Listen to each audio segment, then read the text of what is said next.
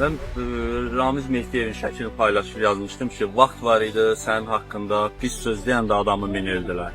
İndi də yaxşı söz deyəndə adamı minirlər. İndi çox mürəkkəb məsələdir. Əlbəttə kim Azərbaycan dövlətinə, onun ərazi bütövlüyünə, suverenliyinə xəyanət edirsə, bunun cəzası bağışlanmaz. Kim hakimiyyəti zorla ələ keçirmək üçün planlar həyata keçirilsə və belə bir niyyəti, məqsədi olubsa, bunun cəzası, yəni ən ağır cəzası verilməlidir.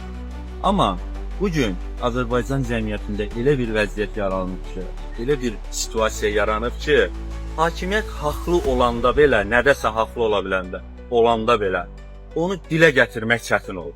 Və niyə belədir? Nə üçün belədir? Bəzən görürsən, sən torpaqlarının işğaldan azad olunmasına sevinirsən. Ərazi bütövlüyünün bərpa olunmasına sevinirsən. Bunu yaltaqlıq kimi qiymətləndirirlər. Bax, bu çox pis bir vəziyyətdir bu cəmiyyətdə. Bu insanlar niyə belə düşünür? Və insanları görüb hansı həddə gətirilib çıxardılıb ki, sən torpağının işğaldan azad olmasına, ərazi bütövlüyünün bərpasına sevinirsən. Sənə deyirlər ki, bu yaltaqlanır. Cəmiyyəti bu vəziyyətə qoymaq olmaz. Cəmiyyəti bu vəziyyətə qoymaq olmaz. O ki qaldı, mənim bir gün Ramiz Mehdiyevi tənqid eləməyimə ehtiyac yox. Onsuz da onu vaxtı ilə müdafiə eləyənlər indi söyür.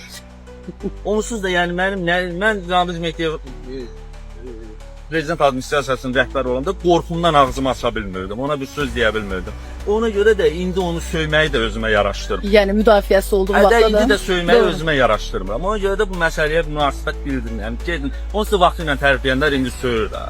Yəni mən gedib kitabımı yazıb, gəlib burada kitabımı satıram. Ramiz Mehdiyev mənim nə dostumdur, nə də düşmənimdir. Gündəlik hadisələrdən xəbərdar olmaq üçün bizi izləyin. Söz altında yox, göz altıda qalın.